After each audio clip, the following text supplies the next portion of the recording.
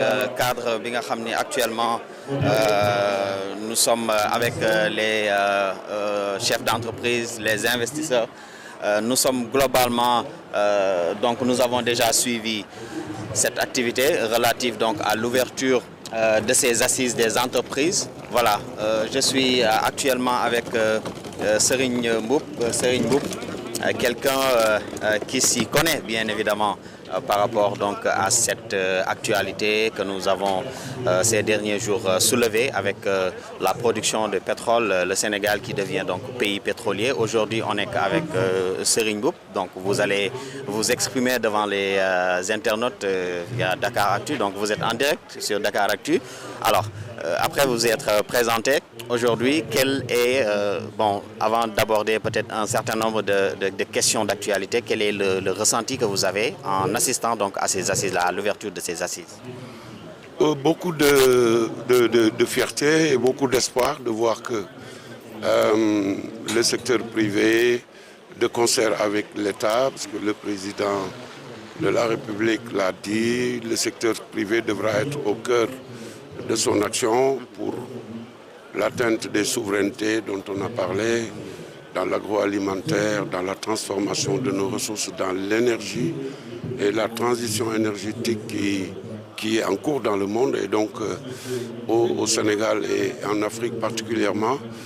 C'est donc beaucoup d'espoir de voir qu'il y a une synergie qui se consolide et qui donc permet, je pense, demain au Sénégal de se repositionner en tout cas sur le plan industriel et sur le plan de son développement économique et social avec l'ensemble des forces qui sont ici, l'État, les collectivités, le secteur privé et surtout notre jeunesse qui a tant besoin d'emplois, de perspectives, mais aussi de sécurité pour l'avenir. Alors, vous l'avez déjà dit, il y a cette question d'industrialisation qui est très très importante pour donc les entreprises aujourd'hui. Donc on parle d'industrialisation parce que sans industrialisation, on ne peut pas espérer bien évidemment donc, le développement. On parle d'agriculture, on parle du numérique, mais on parle également du pétrole et du gaz. Alors aujourd'hui, il y a peut-être des entreprises qui s'activent ou même des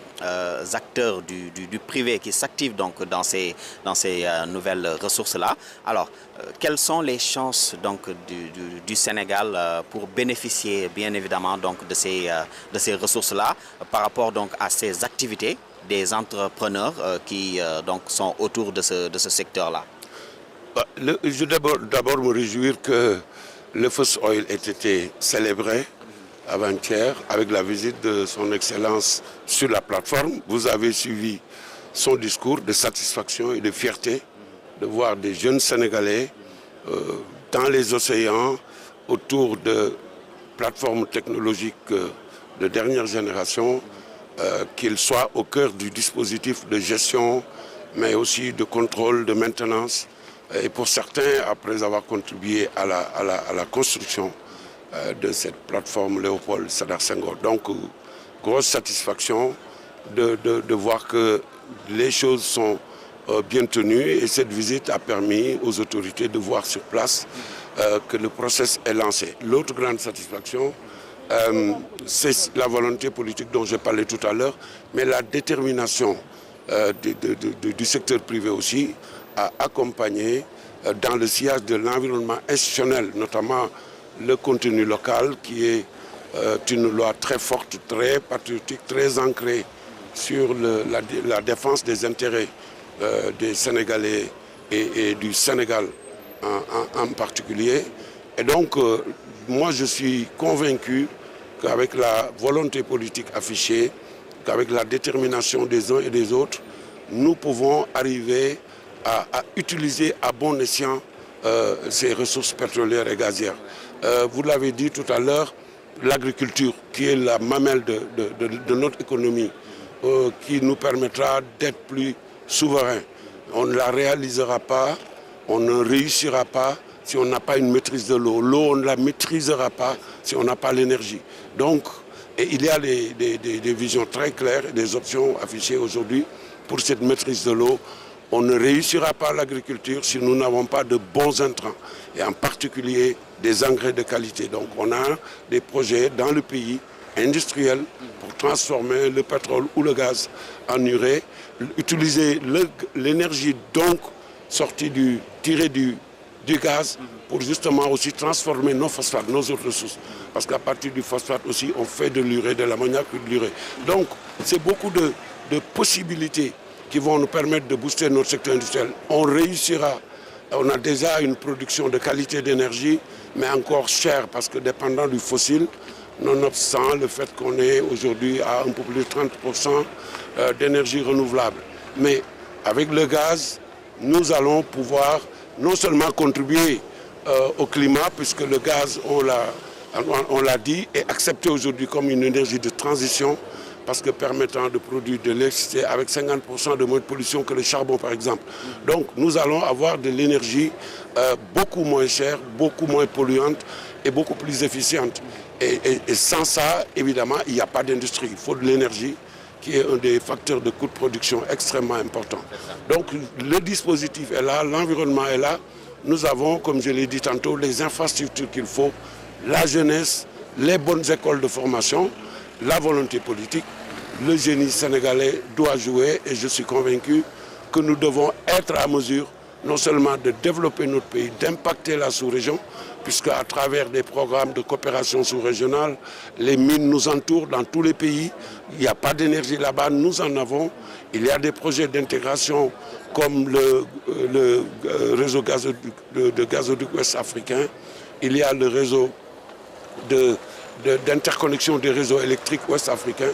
Donc, ne serait-ce que dans la CEDEAO, nous devrions être en mesure de partager le gaz, partager l'électricité produite et puis utiliser cette énergie pour transformer dans l'espace CEDEAO l'ensemble des mines, que ce soit la bauxite en Guinée, le fer en Sierra Leone, que ce soit l'hydrogène vert au Mali, dont on sait qu'il y a une bonne partie, mais aussi le fer de Mauritanie et tous les autres matériaux. Donc, je pense que oui, il y a un écosystème favorable et si nous avons la sécurité, la stabilité politique comme on l'a au Sénégal et la sécurité des contrats et des engagements, je pense que oui, le secteur privé en partenariat naturellement avec le monde extérieur, puisque vous savez, le monde est planétaire, nous avons besoin d'expertise, nous avons besoin de financement, mais nous avons besoin aussi de nous organiser pour être capables de répondre aux standards du monde, parce que